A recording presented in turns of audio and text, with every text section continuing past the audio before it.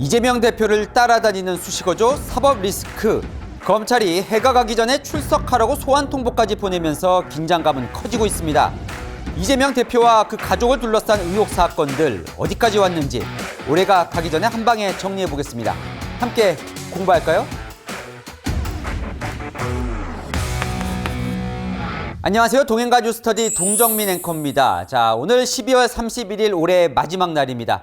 지난번에 윤석열 대통령 결산 한번 했죠. 오늘은요, 당시 후보였던 이재명 민주당 대표 의혹들 결산을 한번 해볼까 합니다. 자, 승자와 패자의 차이인지 아니면 이 이재명 대표 의혹은 수사할 게 많아서인지 넘어야 할 산들이 많이 있습니다. 자, 지금 어디까지 와 있는지 찬방에 정리해 보겠습니다. 자, 이재명 대표 본인 의혹부터 살펴보겠습니다. 이미 수사를 마치고 재판에 넘겨진 것도 있습니다. 그거부터 살펴볼게요.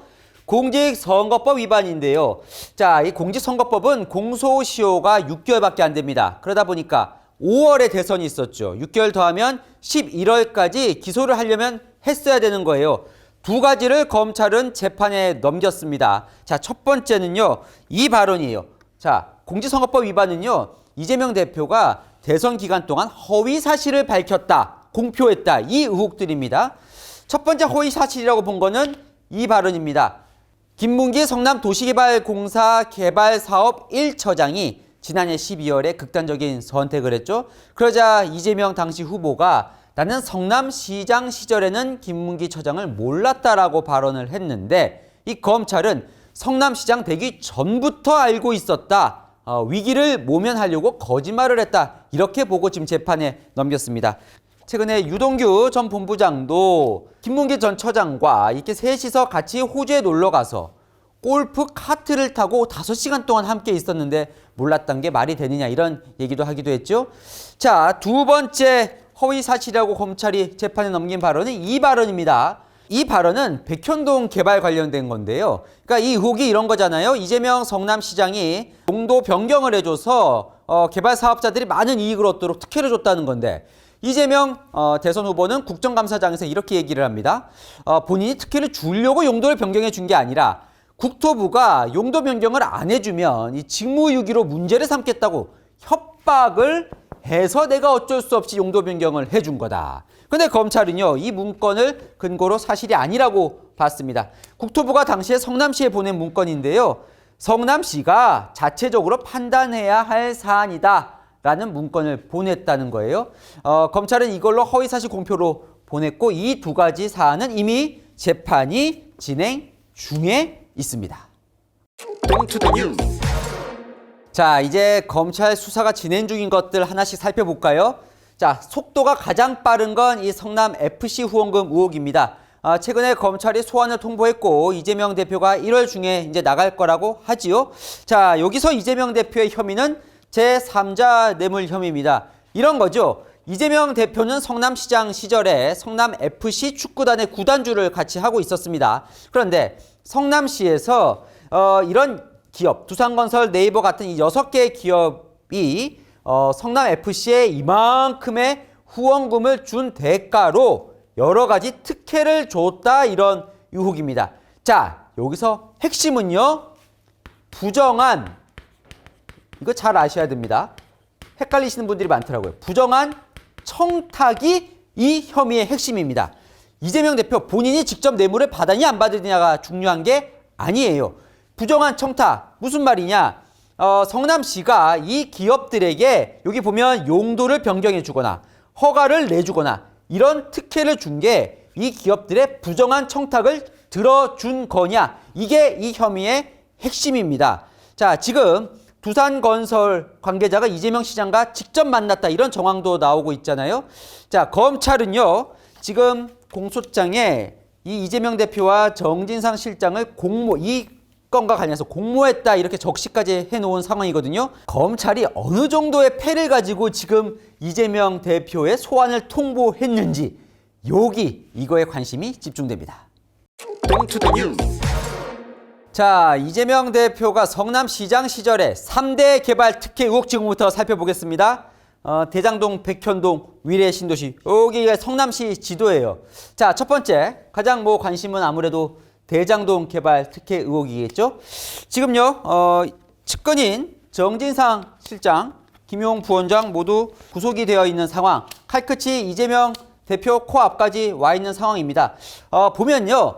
정진상 실장은 이미 재판에 넘겨져 있잖아요. 정 실장과 비슷한 혐의가 적용이 될 것 같아요. 첫 번째 혐의는 배임입니다. 이게 뭐냐면 대장동 일당들에게 이 특혜를 줘서 오히려 성남시에는 결과적으로 손해를 끼쳤다. 이게 이제 배임 혐의고요. 두 번째는 부정처 사후수뢰인데 기억나십니까? 이게 뭐냐면 부정한 행위를 한 뒤에 뇌물을 약속받았다. 사후에 나중에 약속받았다. 이게 이제 부정처 사후수뢰 혐의. 정진상 실장도 이 혐의로 넘겨져 있는데 이거 무슨 얘기냐면 사업자로 선정된 뒤에 이재명 시장 측이 대장동 일당에게 지분을 약속받았다. 이 혐의가 바로 여기와 연결이 됩니다. 자, 대장동 일당이 돈을 보내거나 혹은 청탁을 할 때 이 흐름으로 계속 진행이 됐었죠. 남욱 변호사가 이 김만배 씨 통해서 혹은 본인이 직접 요렇게 유동규 본부장 통해서 요렇게 흘러가는 돈과 청탁이 이런 구조였습니다. 지금 남욱 변호사와 유동규 전 본부장은 돈도 줬고 청탁도 했다라고 지금 이야기를 하는 상황에서 요 사람들이 지금 다 부인을 하고 있어요. 그러면 검찰 수사의 키는 과연 이들이 부인하는 상황에서 이재명 대표까지 돈과 청탁이 이어질 수 있는 그 구조를 밝혀낼 수 있느냐가 이제 핵심이 되겠죠. 자, 검찰은요, 이 특혜도 지분도 모두 이재명 당시 성남시장이 알고 있었을 걸로 지금 보고 있는 상황입니다. 그렇기 때문에 지금 이거는 뭐 수사가 한창 진행되는 상황이겠죠. 자, 이제 위례 신도시로 이어가 볼까요? 바로 여기 있는 이곳입니다. 검찰은요, 이재명 당시 성남시장이 위례 신도시가 대장동 일당하고 비슷한 일당들이죠. 이 남욱 변호사가 공모 전에 이미 사업자로 선정될 걸 알고 있었다 이렇게 보고 있습니다. 그러다 보니까 자연스럽게 결과적으로 이들에게 혜택을 주고 성남시에는 손해를 끼친 것 아니냐, 배임 혐의가 적용된 수 있는 상황이고요. 자, 그런데 여기서 관심은 이 불법 선거 자금과 또 연결이 됩니다. 왜냐하면 남욱 변호사가 이렇게 진술을 하고 있거든요. 위례 사업자로 선정이 된 그 대가로 성남시장 재선 자금을 본인이 댔다. 자, 남욱 변호사는요, 이때뿐만이 아니라 2018년 경기도지사, 2021년 대선 경선 때도 선거 자금을 댔다. 이렇게 진술을 하고 있습니다.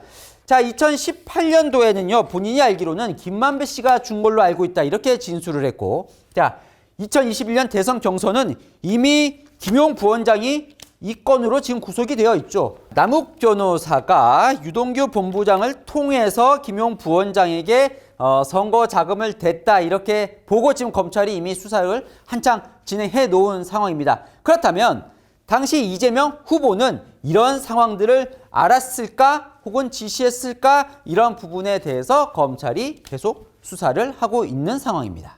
자, 3대 개발 마지막 백현동 개발 특혜 의혹 볼까요? 아까 발언은 공직선거법 위반으로 재판에 넘겨졌지만 자, 이 건 지금 검찰이 계속 수사 중에 있는 겁니다.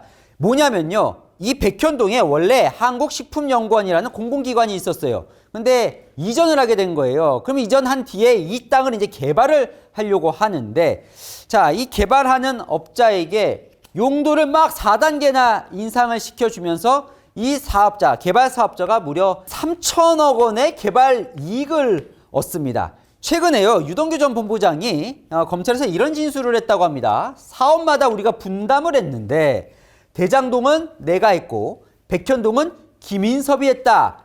자, 이 김인섭이 누구냐면 2006년, 그러니까 이재명 대표가 성남시장 처음 출마했을 때 떨어졌을 때예요. 그때 당시에 선대 본부장을 맡았던 사람입니다. 그러니까 초창기 측근이라고 볼 수 있죠. 자, 처음에는요, 용도 인상을 안 해주다가 이 김인섭 본부장이 이 백현동 사업에 참여할 즈음에 갑자기 인상을 해주거든요. 그러다 보니까 검찰은 측근을 본 특혜를 준 것 아니냐 이런 의혹을 지금 갖고 들여다보고 있는 겁니다. 자, 결과적으로는 이런 거예요. 대장동과 위례 신도시는 유동규 본부장을 앞세운 성남도시개발공사가 너무 개입을 해서 문제였던 거고, 이 백현동 사업은 김인섭 본부장에게 넘겨주면서 오히려 아무것도 안 하고 민간개발업자에게 다 이익을 넘겨준 방치를 한 게 문제라는 게 검찰 시각입니다. 그렇기 때문에 결과적으로는 모두 성남시에 손해를 끼쳤다. 검찰이 이 혐의를 가지고 계속 수사 중에 있습니다. 자, 하나 더 볼까요? 이겁니다. 변호사비 대납 의혹. 이거는요, 이재명 대표 본인과 직결되는 거라 만약에 유죄라고 판명이 되면 이 뇌물수수로 걸릴 수도 있는 상황이에요. 이 의혹은 우리 뉴스터디 초창기에 한번 다루긴 했었는데요. 자, 2017년에요. 이거 만약에 유죄가 나왔으면 이재명 대표는 올해 대선에 출마도 하지 못했어요. 아주 중요한 판결이 있었습니다.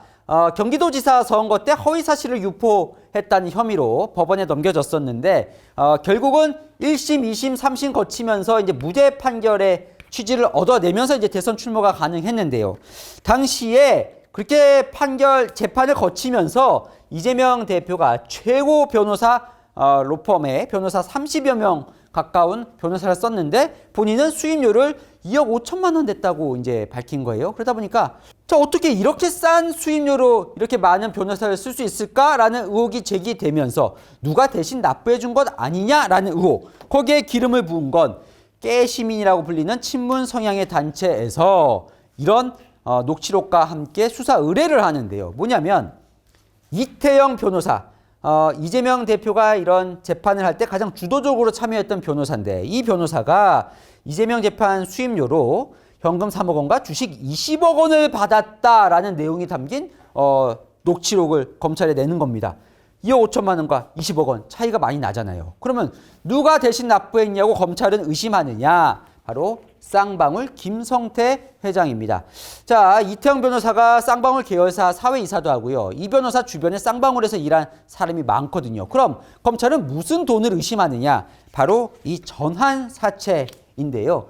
쌍방울이 발행한 전환사채인데 전환사채가 뭐냐면 자, 기업이요. 돈을 조달하기 위해서 채권을 발행을 하죠. 채권자에게 채권을 발행하고 거기에 대한 이자를 줍니다. 그런데 이 전환사채는 그 이자를요, 주식으로 바꿀 수가 있어요. 그래서 어떤 걸로 많이 쓰이냐면 이 내부자가 이 전환사채를 사는 거예요. 내부 정보를 많이 알고 있으니까 주가를 띄우는 겁니다. 그리고 그 이자를 그 띄운 주가만큼 받는 거죠. 검찰은 쌍방울이 발행한 전환사채를 쌍방울 내부자가 산 다음에 그 돈을 이 변호사비로 대신 납부해 준 것 아니냐 이걸 쫓고 있는데요. 김성태 회장이 지금 해외 도피 중이잖아요. 어쨌건 그래서 이 자금을 맡았던 사람들을 쫓고 있고 실제로 일부 체포를 해서 수사 중에 있습니다. 자, 윤석열 대통령 가족도 살펴봤듯이 이번에 이재명 대표의 이 가족 관련 의혹도 한번 살펴봐야죠. 자, 부인 김혜경 씨 관련해서는 경기도 법인카드 유용 의혹 지금 수원지검이 수사 중에 있습니다. 자, 이런 거죠. 수행비서인 배모 씨를 통해서 경기도 법인카드로 소고기 사 먹고 뭐 초밥도 사 먹고 이런 사적으로 유용했다. 그렇기 때문에 경기도에 결과적으로 손해를 끼쳤다. 이런 배임 혐의 지금 검찰이 수사 중에 있습니다. 자, 또 경기도 법인카드로 민주당 의원 부인들 오찬 먹고 그걸로 결제했다면서 공직선거법 위반 혐의도 있고요. 또 배 씨 통해서 조제약을 대리 처방한 혐의로 의료법 위반 혐의도 지금 검찰이 수사 중에 있습니다. 자, 배 씨는 이미 재판에 넘겨졌고요. 김혜경 씨도 소환 조사를 몇 번 받았는데 아직 결론이 나오진 않았습니다. 자, 이 두 가지 의혹은요, 이재명 대표의 장남과 관련된 의혹입니다. 대선 기간에요, 한 과거 온라인 포커 커뮤니티에 이기고 싶다라는 아이디로 올라온 글이 화제가 됐는데 이 글이 알고 보니까 이재명 대표의 장남이 쓴 글이었죠. 이런 내용이었습니다. 난 포커 플레이라고 생각했는데 사실 까보니까 도박꾼에 지나지 않았던 것 같아요. 여러 차례 도박을 한 듯한 글이 올라왔고 그렇기 때문에 상습 불법 도박 의혹이 불거진 거고요. 이런 글도 있었어요. 뭐 정자 스파 XX 가지 마라. 마사지 시간도 안 지키고. 그러니까 이거는 불법 성매매를 했던 것 아니냐 이런 의혹이 불거졌던 겁니다. 자, 이재명 당시 민주당 후보는요. 선거하는 동안 아비로서 머리 숙여 사과한다. 이렇게 기자회견을 열기도 했죠. 경찰이요, 이 두 건 관련해서 수사를 했습니다. 그래서 결과가 일단 나왔는데 상습 불법 도박 혐의는 혐의가 인정된다라고 해서 검찰의 송치 의견으로 넘겼고 불법 성매매 의혹은 혐의를 입증할 증거를 찾을 수 없다면서 불송치 의견을 냈습니다. 이재명 대표 관련된 의혹들은요, 대부분 재판 중이거나 수사 중인 게 많습니다.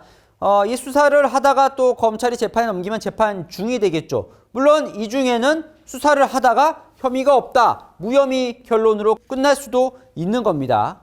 자, 여기 보면요, 뭐 성남 FC 후원금이라든지 대장동 위례 이런 것들, 변호사비 대납 의혹, 저희가 올해 뉴스터지에서 다 다뤘던 이슈들인데요. 내년에는 이제 그 결과가 나오겠죠. 그 결과 나오면 또 저희가 당연히 전해드릴 거고요. 자, 내일은요, 2023년 새해입니다. 과연 새해엔 무슨 일이 있을까 저희가 미리 한번 전망을 해볼까 합니다. 2023년 이슈들 한번 주목을 같이 해보기로 하고요. 자, 복잡하지만 궁금한 이슈 댓글로 남겨주시면 내년에도 더 자세히 시원하게 풀어드리겠습니다. 통행가 뉴스터디 오늘은 여기까지입니다. 감사합니다.